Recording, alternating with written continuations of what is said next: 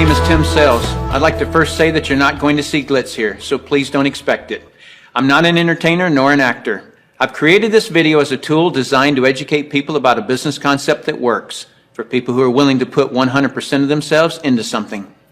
See, it takes 200% to be successful in business. 100% must come from you. 100% must come from the business vehicle that you've chosen. Business vehicle meaning how you earn your living, how you support your family. I've seen people who relentlessly pour 100% of themselves into a business vehicle, profession, or job, but that vehicle doesn't have the capability to give back 100%. The mechanics of wealth are just not there. But no one has ever fully explained to you why it doesn't work and why it's a waste of your valuable time if your goal is financial success. This video is for the person who is willing to put in their 100%. They're only lacking the right business vehicle, the explanation of why it's right, and the evidence that it does in fact work. Even though I say you must put in 100%, that doesn't mean that you have to work it full time. I didn't. That doesn't mean you have to sacrifice your family time, nor does it mean you have to have prior experience. I didn't. What you'll learn right here has allowed me to build a $25 million company. Now, a $25 million company has certainly been done before. However, this was done where no employees were required. No accounts receivable, no accounts payable, no overhead, and very little inventory. Recently, I said those words to a business owner who said back to me, "Sounds too good to be true." My response back to him was, "Is that a good enough reason to stop looking?"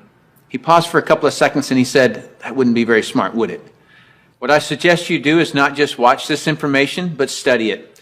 What I want to do first is create an equal playing field between people who know how to evaluate a business and those who don't. Because me explaining this business wouldn't be very effective until you understand how to place value to a business.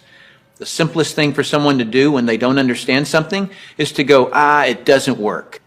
The way I'll accomplish this equal playing field is to give you 4 main principles to look for in a business. Number 1 is a huge expanding market. If you were the best vinyl record producer in the world, would it matter today? No. It doesn't matter how good you are in an industry that's eroding. Number 2 is a unique and consumable product. I'll cover unique first. If you don't have a unique product, then you compete on price and convenience.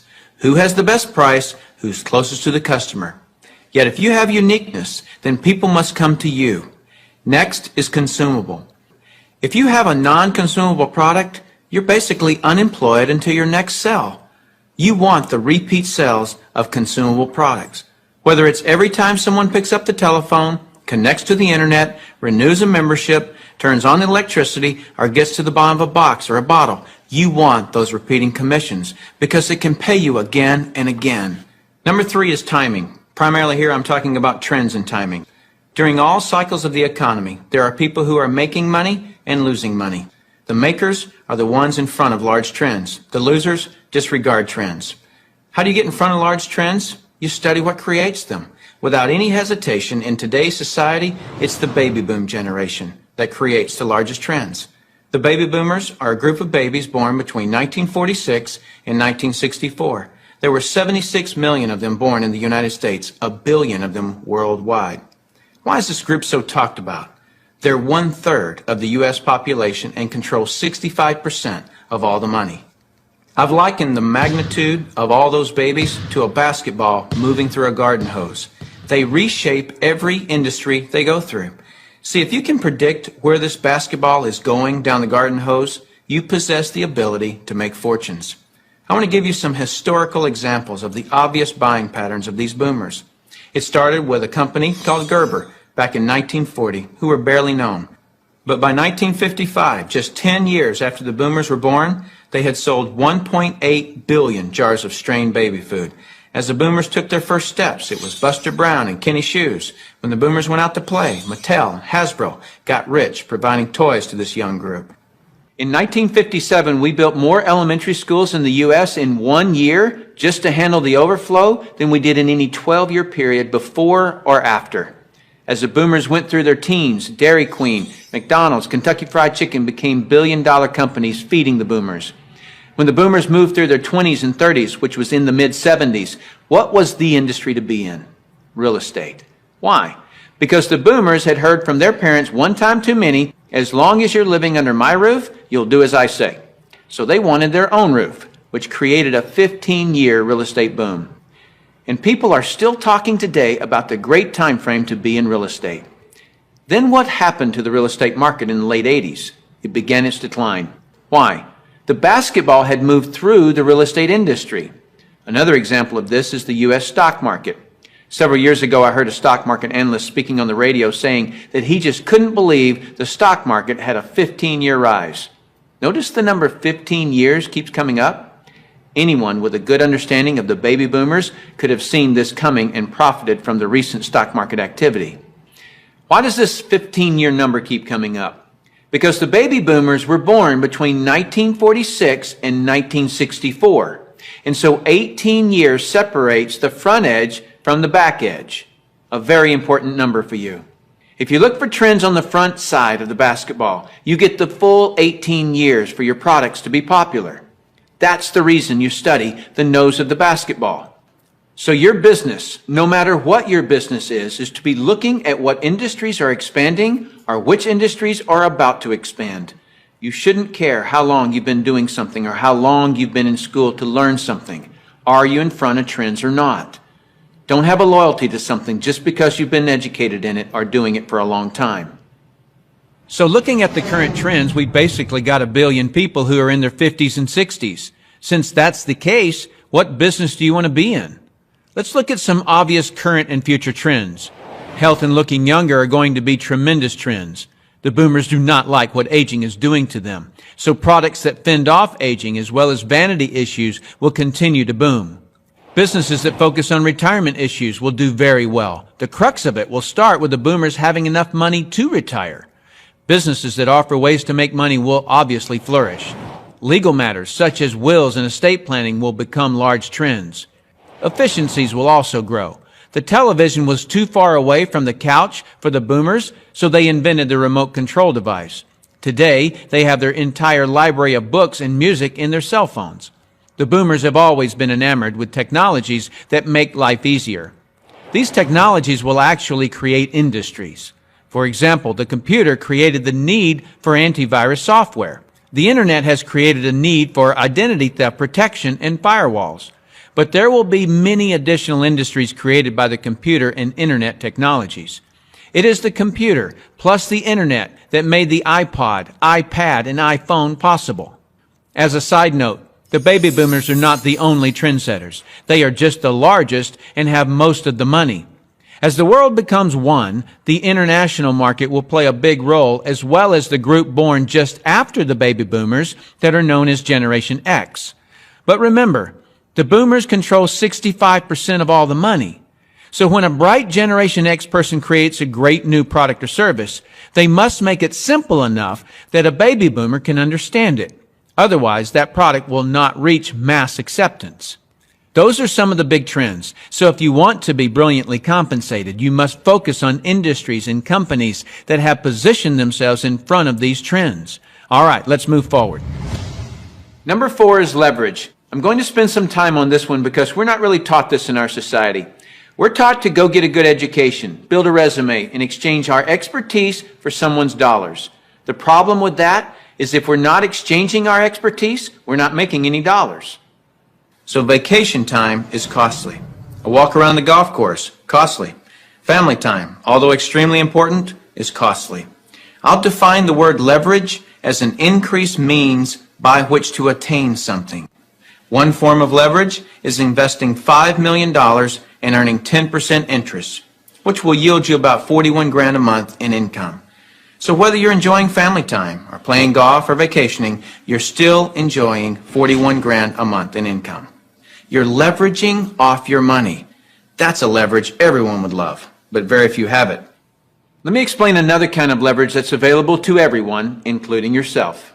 Incidentally, if you get nothing more out of this video than a better understanding of this little simple concept I'm going to explain, you'll have gained something very valuable for watching it. Imagine, if you will, you own a company. You employ just one person, me. I work for 8 hours on Monday. You work for the same 8 hours on Monday that I do. Now listen closely. You get paid on 16 hours worth of work because you take a portion of my productivity as income back to yourself. You're leveraging off my efforts because I'm your employee. So theoretically, the more employees you have working for you, the more leverage you have. However, have you ever had employees? If you have, you know that in theory, hiring employees sounds great, but it's very difficult to reach leverage through employees. I've heard it said that if you have one employee, you have one headache. If you have 100 employees, you run an adult daycare center. And the reason being is this: no employee will ever work as hard for your company as you will, because they don't own it. Here's my rule of thumb for reaching true leverage. If there's one sentence that epitomizes the entire video, it would be this: to have true leverage, you must create a situation where everyone has the same amount to gain. Only then do you have true leverage. Let me give you an example of this type of leverage. Let's say that I'm a real estate broker and I hire an agent named Robert. Robert goes out and sells a building. Robert earns a percentage of the selling price of the building, and so do I, the broker. Why do I, the broker, earn a percentage when it was Robert who sold the building? Well, I did some of the advertising. I trained Robert. I had the initiative to go get my broker's license in the first place. I put up the risk. I did a lot of things. And so it's valid that I, as the broker, earn my money. But Robert doesn't work for me as an employee. He's an independent contractor. He just hangs his real estate license on my wall. My point here is the broker and the agent have the same amount to gain from the sale of the home. It is totally in the agent's interest to earn more money, which is a form of leverage for the broker. There is a flaw in this leverage situation that I've shown you, and it's this: the broker can have multiple agents, but the agents cannot. The broker has leverage, the agents don't. Until the agents do what most brokers dread. What happens when I, the broker, have been real effective at teaching Robert to be a good agent? What's Robert going to want to do in a couple of years? Be his own broker, right? Is this good for me, the broker? No, because as soon as he becomes a broker, two bad things happen to me. Number one, he breaks away from me and I lose him as an income source. And two, worse than that, he's now my competitor that I trained. He knows all my good stuff. By the way, this doesn't just happen in the real estate industry. It happens in practically every industry. Have you ever heard the expression, "I'm just going to work there for experience"? What does that mean? It means I'm going to strip them of their knowledge and then go do it myself. If you're a business owner, how many people have you trained who are no longer working for you? How many people have you trained to be your competitors? Well, this gets worse. Let's say that Robert is now a broker right down the street. What will he do now that he's a broker? He'll go out and hire his own agents. And let's say one of those agents is Linda. Linda also eventually wants to be a broker. So she becomes a competitor to me that I indirectly trained, as well as Robert, who I directly trained. And this continues on and on. I actually created a chain of competitors that I trained. What if we did a whole paradigm shift? Here's where this becomes brilliant. Let's say instead I'm going to empower Robert to become a broker. I want him to become a broker from day one. See, the only way that you or I can retain a leader is provide him or her with the same opportunity for growth that we have. Hence, an opportunity where everyone has the same amount to gain. So from day one, I'm going to encourage Robert to be a broker. And when he does, he doesn't break away from me and become my competitor. He shifts from agent to broker, which now allows him to sponsor his own agents. Now, to create an incentive for me, the broker, to always help Robert and his agents, I'm still going to earn a percentage of what he and his agents sell. And shouldn't I? I trained him. I put up the risk and all those reasons I mentioned earlier. Now, the percentage I earn from Robert and his organization should be a lot smaller than when he was an agent, but I should still earn a percentage. That's my incentive to keep working with them. Now, some people look at this and say, gosh, isn't that one of those pyramids? And what's the perception of a pyramid? People at the top making all the money and the people down below do all the work, right? Isn't that the perception of a pyramid? Let me explain why this is not a pyramid and why people at the top don't necessarily make all the money. Let me just make a quick point before I discuss the pyramid issue. It's not the geometric shape that people have a problem with. This geometric shape is probably the shape of your family tree, the shape of our government. To the architect, it's the strongest structure known to man. Every organizational structure in the world is this shape. So the shape isn't the problem. However, that perception, people at the top earn all the money, let me illustrate that for you. Here's a typical corporation. At the top, you have a CEO, which stands for Chief Executive Officer. Does the president earn more money than the CEO? Not normally. How about below the president? Do any of the vice presidents earn more money than the president? No. Let me ask this question, and I want you to really think about it. What would happen if some of the vice presidents of a corporation made more money than the president? Really, what would happen? Talk about total confusion. This whole process is called delegation. Each level of the corporation earns less income. The reason the president can tell the vice president what to do is because they make more money. So the corporate structure is people at the top making the majority of the money, and the people at the bottom do not. The CEO of any corporation earns off the productivity of, or is leveraged off of, everyone in his or her corporation. Whether that CEO personally hired every employee or someone else in the company hires them. So the CEO, and only the CEO, earns on multiple levels of his or her company. And the model that I'm suggesting as being brilliant is where you, the individual, are given that same opportunity to earn on multiple levels of brokers and agents, just as the CEO of a corporation is. From here on, I'll refer to this form of marketing as network marketing. In network marketing, you, the individual, are given the opportunity to earn off the productivity of the people in your organization, whether you personally sponsor them or someone in your organization sponsors them. Remember that I said to reach true leverage, you must create a situation where everyone has the same amount to gain. Well, that's what I just described. Here's what makes the network marketing structure the absolute fairest structure available. In most network marketing companies, everyone can earn a certain number of levels deep of the organization they build. Everyone in the company can earn that same number of levels deep, like maybe 4 levels deep or 6 levels deep. Let's say we use 4 levels. So if you build an organization to be more productive, then you would earn more money than I would, even if you were in my organization. In the example shown, you would earn on 3 levels I couldn't reach, because everyone gets the same number of levels. There are people in my organization right now that earn more money than I do. Do you know what I call that? Fair. Shouldn't it be that way? I mean, take any structure. Shouldn't the most productive person in that structure make the most money? Now I'd like to show you an interview that I did a few years ago with Dr. Charles King, who holds a PhD from Harvard and is a professor of marketing at the University of Illinois at Chicago, who actually teaches network marketing at the university. Dr. King, we're delighted to have you here. I'm pleased to be here, Tim. Dr. King, could you tell us a little of your education and your business background? Tim, I'm a professor of marketing at the University of Illinois at Chicago. I got my bachelor's and master's degrees from the University of Texas in Austin, spent a tour of duty with the Exxon Corporation, and then returned to get my doctorate in business administration from Harvard University. More important to this discussion, over the last 6 years, I've been involved in doing research, teaching, and consulting in network marketing. So coming from such a conservative school, and I know you a little bit, and I know you to be very conservative, what caused you to look at network marketing to begin with? In 1990, we had a major economic recession in the United States. The Midwest and Chicago particularly were very badly hit. As a result, the interviewers stopped coming to campus. We were graduating hundreds of students a semester, and they weren't getting jobs. Our alumni were coming back to us, losing their jobs, looking for help, and we had nothing to offer them.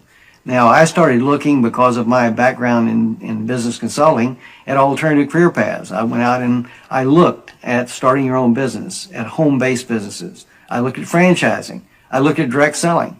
And in the direct selling arena, I backed into network marketing. Now, I was very cynical, skeptical.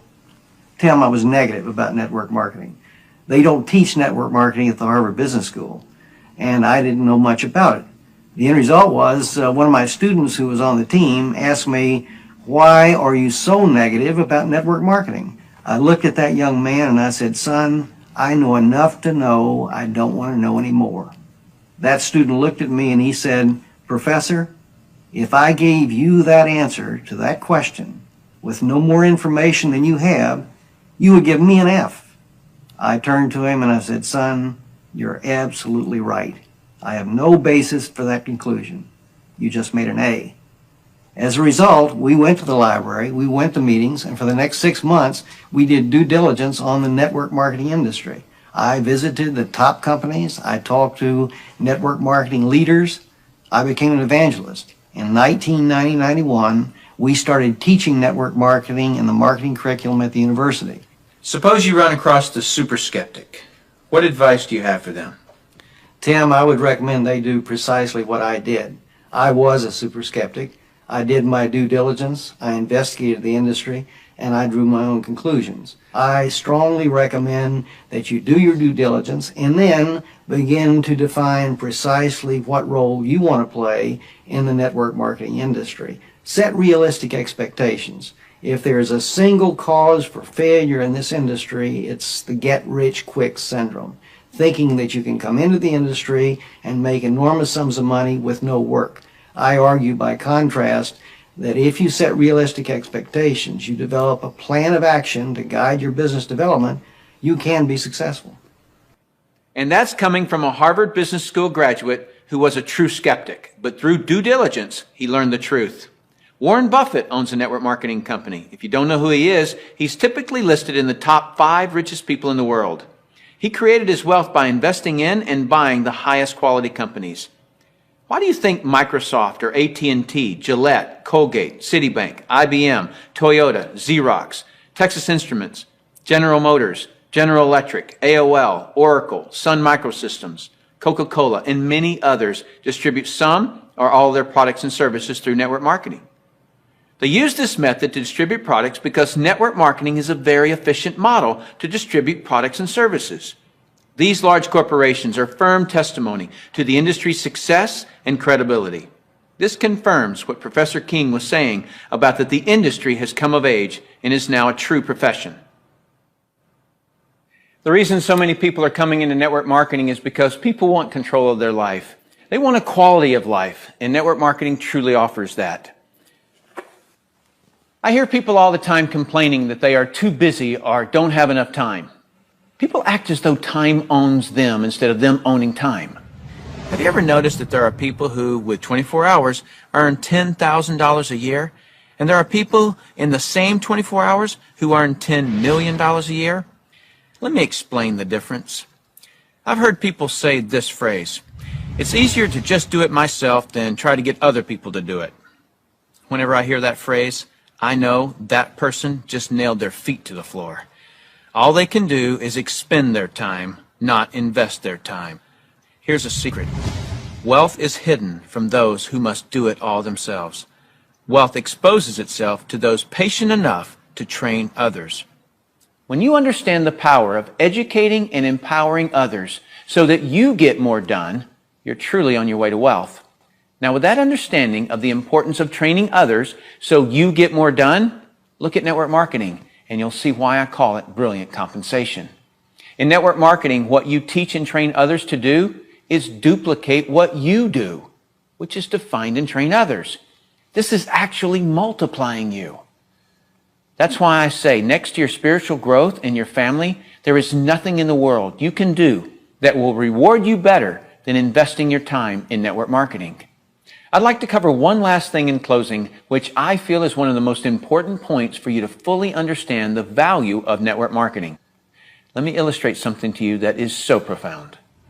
What's the maximum number of hours you could work in a day? 24 hours, right? So if you didn't sleep all day, you could work 24 straight hours. What if you didn't sleep for a whole year? You could actually work 8,760 hours in 1 year. But that's the maximum number of hours you could work in a year. I have 56,000 people in my organization worldwide. Well, let's suppose that all 56,000 people work just 1 hour out of a year.